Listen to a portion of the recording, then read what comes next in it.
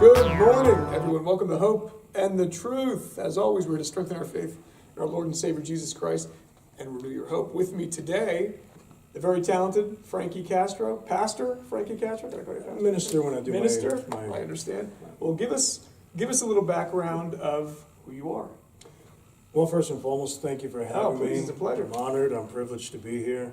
What I always let everyone know is that I'm a, you see what I do. I'm an Elvis entertainer. I'm an Elvis fan first and foremost. I always want to make that clear to everyone, that's watching. I'm originally from New York. I love what I do. I've done it for about, 15 years. Okay. And I used to do shows in New York all the time, live shows. And I came here to Vegas, and it took a long time to build my reputation here with my body of work. I'm very proud of my body of work with my accomplishments. I've got a lot of things under my belt, the iHEART Radio Music Festival with cameo video with Taylor Swift, American Country Awards, Fox 5 National Television Show, Sports Illustrated photo shoot, a lot of live shows. I'm very, very proud of that. I was approached about 5 years ago to actually begin officiating as Elvis and as regular minister. And I asked myself, how am I going to do that? I didn't have a clue. Yeah. So I just said to myself, you know what? I'm going to incorporate my live show with the actual ceremony. But more importantly, I wanted to make sure that I did it in a genuine, sincere fashion. And combining both of those two things is very difficult. I'm sure. And, I'll be very frank with you. A lot of the couples that I do officiate, they, some of them want to have the good Lord's name involved, and they want to, they're very, very Christian or what have you. And some of them say, we don't really want to go in that direction. So as a minister, you have to be very careful to not offend those that you're joining together. But my preference is always for them to say, yeah, it's okay to mention God, Jesus, and our faith, and that's fine. It makes me happy when I hear that. But some don't. So that has to be respected too. No, I understand. What do you remember in your life when you heard Elvis and you're like, something about the music was drawing you? Well, most true Elvis fans that discover him, they'll all say the same thing. Personally, I fell in love with him when I first saw him as an innocent kid. I just fell in love with him. He had already, he had already left us and everything, but I fell in love with him, and I'm not going to lie to you. It really was a spiritual experience when I saw him. And when I saw him, on TV. The thing is that Elvis was given a gift, and that gift was to be able to reach people's souls. And he had the gift of the good Lord in him. He had the gift of Jesus in him, that charisma, which really is Christ within. And once he touched you with that, or once you felt that, it's an experience that only a true fan could convey to you. It just happened. It's like falling in love. I just fell in love with the guy. And in hindsight, after all these years, I realized what I fell in love with. I fell in love with a guy that was blessed by God. And he was blessed, and he permeated my heart and soul with his love, his goodness, his genuineness, but also his powerful love of Christ, which is really, in hindsight, what I realize now after all these years, is that he in his own way, he was a messenger in his own way. He allowed people to see, God's work through his powerful message and attraction that people have, for him. It's intertwined. It's not just the music. Yeah. Because there's no other explanation why one person could be so adored for so long. I mean, people adore this man. And there's a reason for it, man. It's because he has something that most others don't have. Yeah. And I think a lot of people with different generations, true fans knew this, but even growing up, I didn't know this, of his faith. Yes. I learned from John, our producer, his gospel. Sure. some of the comments that he's made. And so for people that might just be getting into Elvis, what are some messages that you have for, like, let's say a younger generation that, because again, they hear stuff in the media and they don't really have an accurate view of who he was. Exactly. And what he stood for. Yep. How do you help kind of, working with different generations? Now, obviously with fans, it's not necessarily an issue because they know. There's a connection. You're like, no, we understand. But if, for someone who doesn't really understand Elvis, how would you pretty much bring that across of, like, this was a man of faith? Great question. What I usually tell people is that, think about it. This was a guy that was introduced to unparalleled fame in 1956. He started in 54. And think about this. This man promised his mother that he would sing Peace in the Valley on the Ed Sullivan Show. So when Ed Sullivan said, no, Elvis, we can't do that, he says, well, sir, I promised my mama. And Mr. Ed Sullivan finally said, okay, Elvis, you can do the song. My point is that should have told people early on that this was a young man that didn't so much care about all that adulation. His intent that evening was to make his mama happy and proud. Yeah. And what's ironic about all that is that with all the tremendous scrutiny, and at that time, unbelievable, unparalleled scrutiny that he had as a young man, with all the criticism from everywhere, from parents, from churches, from, you name it, it was coming at him really hard. And he was still able to do that Peace in the Valley for his mother. And that's the one thing I tell people. And the other thing I tell people is that, think about it, this was a guy that served our great country, no special services. And in the middle of him being in basic training, he lost his mother. And losing his mother, he could have gone this way or that way. He could have said to himself, let me become the rebel that everybody says I am, because that's all I'm worth, fine. But the reason he didn't is because of his upbringing.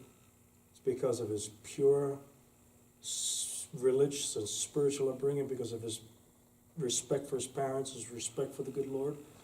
He chose to be a great guy, and he chose to use that power that I don't even think he realized he had it in the beginning.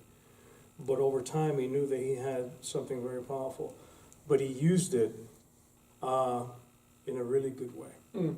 And he was never overbearing with wanting you to know about his religion. But he let you know that he was a God-fearing man, and everybody around him accepted it. And he let his fans know by recording gospel albums during a time where maybe his music wasn't selling the way it was back in the 50s. In the mid-60s, when he started doing songs, gospel albums like How Great Thou Art and stuff like that. And he wanted you to be connected like he was. He was very, very, very spiritual, very religious, and I admire him for that. And that's another thing that sets him apart. And that's what I would tell people is that, think about it, man. It wasn't just that this dude was just so great looking. It wasn't that he just, he was so good to people. It wasn't just that he had these incredible songs and, people loved his movies and, his concerts were off the charts. This is the greatest entertainer of all time. Bar none. No one comes even close. But he still wanted you to share in his finances, his money. He wanted you to share in his happiness, but he also wanted to share, God with you. He succeeded to a great degree. He really did. Now, I know a lot of people have, let's say, preconceived notions of who they think would be in ministry. Yeah. How do you think, number one, how did you get called? What was a calling in your life that's like, hey, you're going to come to ministry? I think at first it was, I'll be very frank about it, be very honest about it. I want to say this without ever offending anybody, because I am, like Elvis, I would never want to offend anybody, But, Las Vegas is a town where the wedding business is a big deal. Weddings are a huge part of the town. And And Vegas is known for, for its weddings, wedding capital of the world, However, at first, I think that it was unknown charted territory for me. But I realized that because people wanted to join together, and they wanted to do it here in Vegas, and yeah, they wanted the whole Vegas vibe of it, with an Elvis, what have you. At the end of the day, these are people that want to get together and want to spend their lives together. They're happy. And it's very difficult for me to not be happy for them. I'm always in a good mood because of it.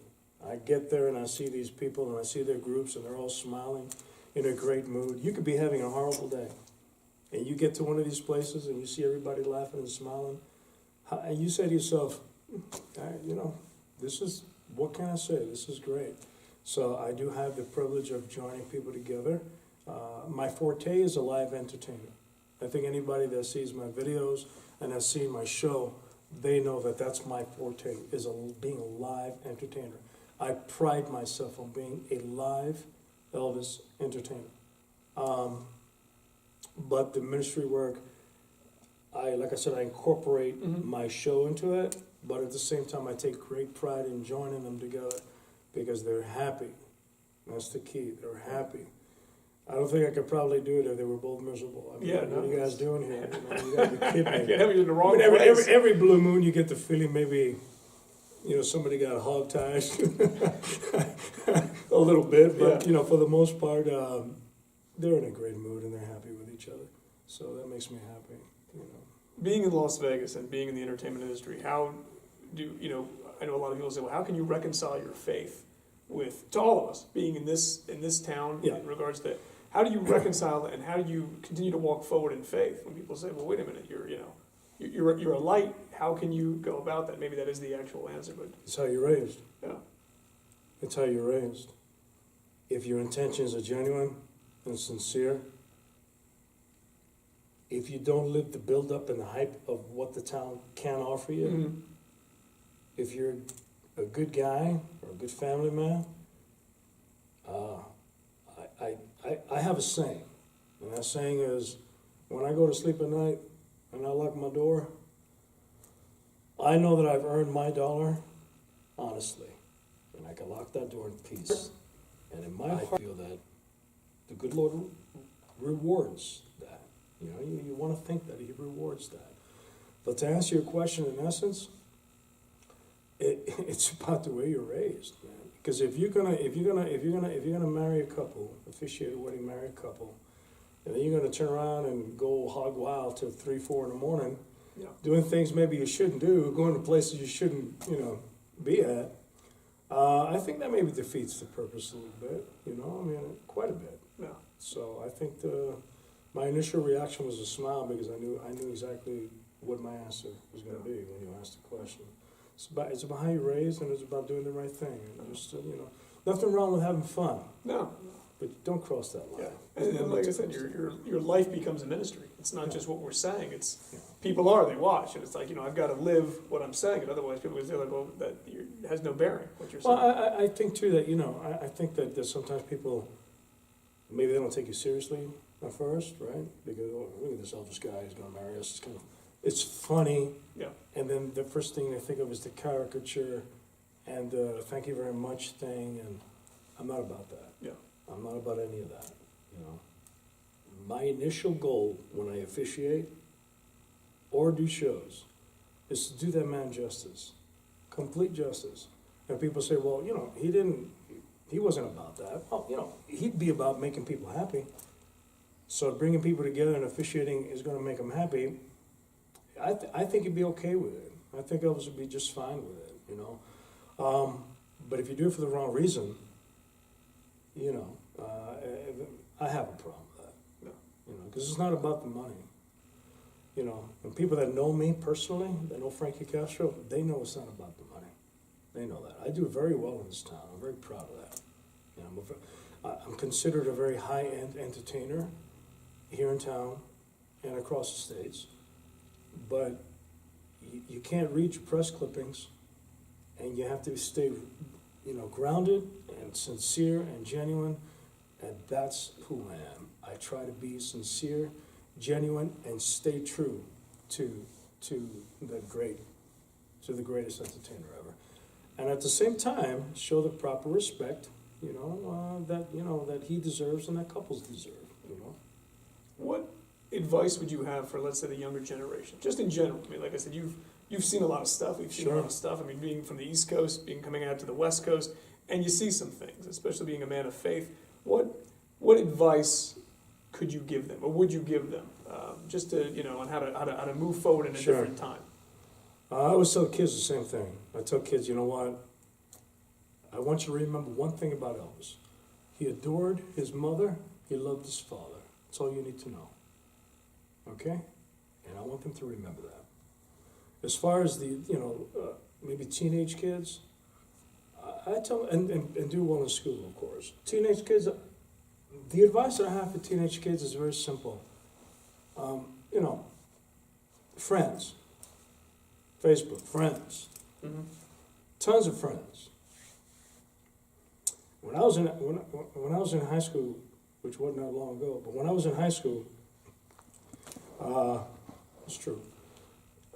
I had a teacher that said, when you get to be 30, if you have 3, 4 friends, might be one too many. When you get to be 40, if you have 2 friends, might be one too many. And when you get to be 50, if you have 1 friend, you're very lucky.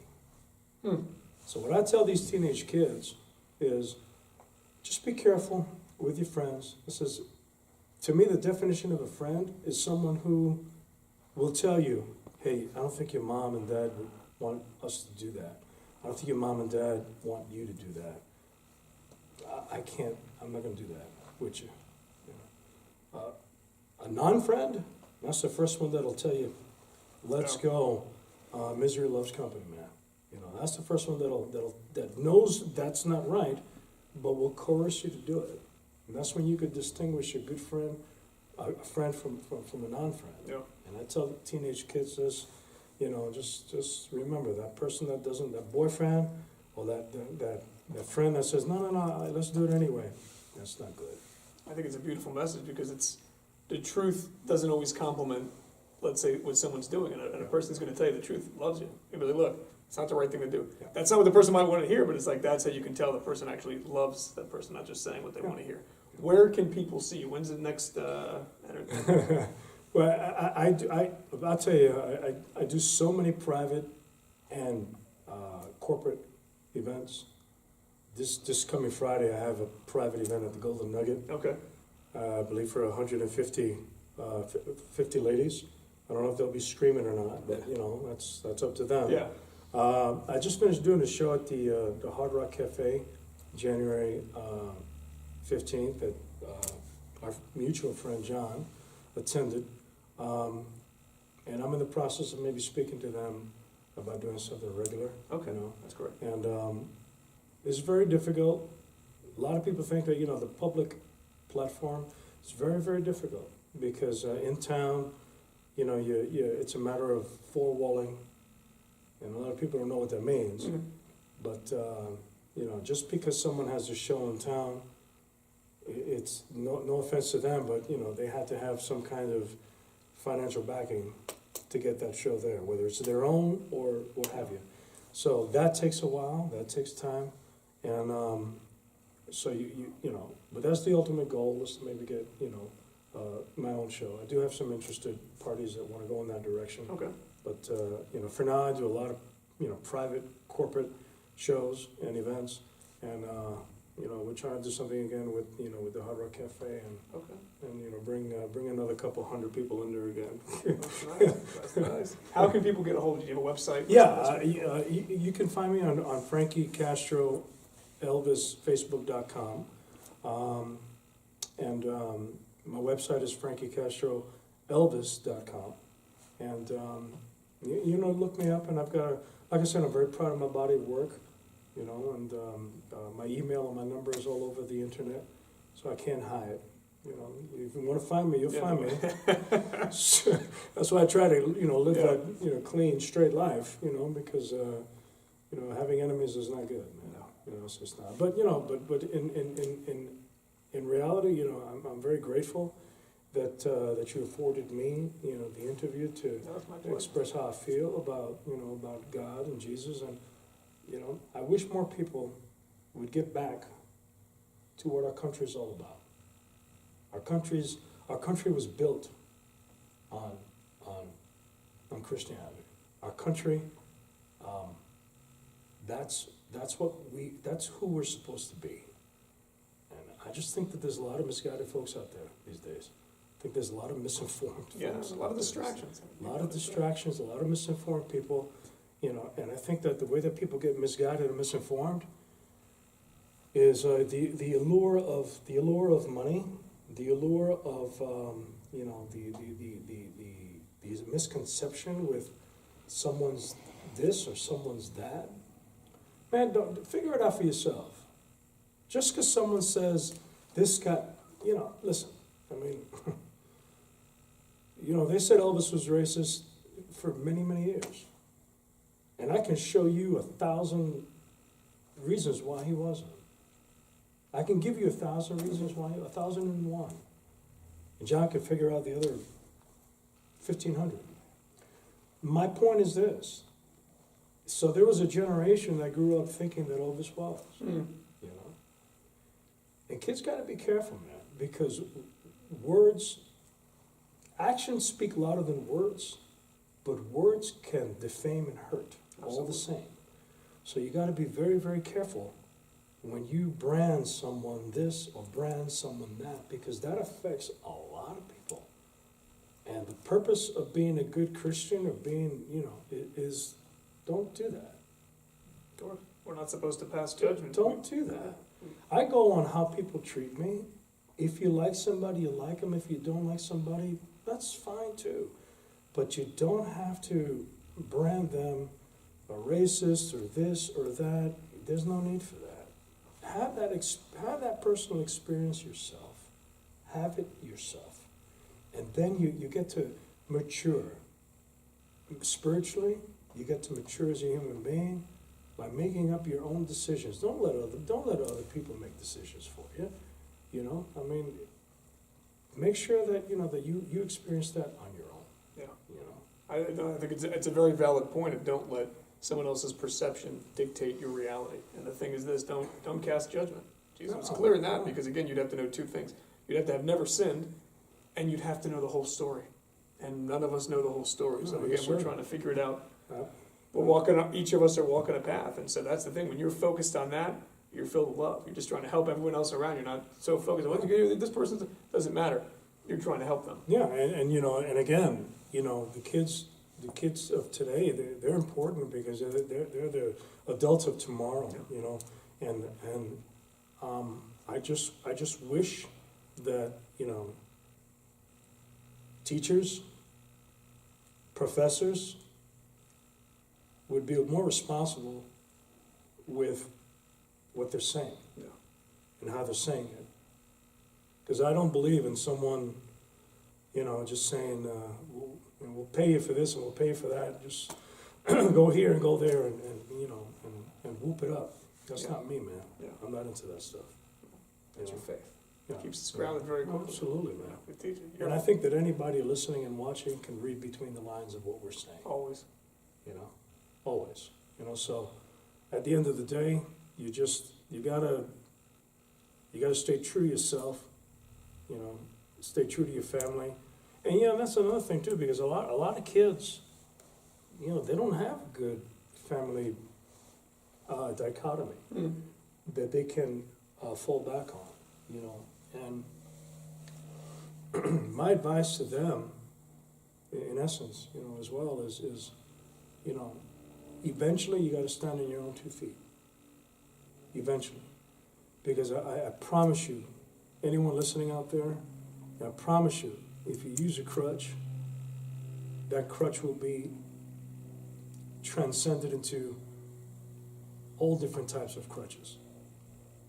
Crutches are something you can't use a crutch in life. Because if it's not this for this reason, it's that reason, and you're older, it's this reason, then it's that reason. You got to find a way to stand on your own 2 feet, and there's different avenues out there to get help with regards to, substance abuse or anything along those lines. And there's absolutely no shame whatsoever. I need help. And saying, no shame whatsoever. And I need help. Because I do feel bad for kids that don't have that upbringing. Because my upbringing was beautiful, and it allowed me to, become the man that I am. But a lot of kids don't have that upbringing, that father figure. My father was, he's the best, he's just a great, great dad. And I learned a lot from him, so, but at the same time, to wrap it up, Elvis taught me to be good to people. He really did. He taught me to be good to people. When someone meets you, be sincere to them, be genuine to them. And I'll tell you what, man, you do that, you really earn the respect of people that you encounter. And because the worst thing you could do is leave a bad first impression on someone, because that first impression usually doesn't go away. Yeah. It doesn't go away, and that's important for a lot of the young people out there to know that a first impression means everything. It means a lot, but also your character. Your character. And people say, well, what do you mean? What do you mean by character? I'll be very frank with you. My advice, again, because you mentioned advice a couple of times, what kind of advice would you give kids, so on and so forth. Just because you're not getting paid to do a particular job, that looks great on a resume. You do a lot of that type of work, you get rewarded for it when you're looking for that college that you're looking for, the university you're looking for, that big job later in life that you're looking for. Someone sees, wow, look at all this, man. You devote a lot of time to this, a lot of time to that. That's character. And you build character early. And once you build character, that's the foundation and the core of your person. And that character rides you the rest of the way. Character is vital, important. You're a blessing, my friend. God bless you, Frank. Thank you for stopping by. My pleasure. Oh, My please, pleasure. you're welcome back. Thank you very anytime. much, guys. I appreciate it very Guys, much. Thank you. We'll see you next time on Open the Truth. Give your life to Jesus Christ. We'll see you next time. God bless.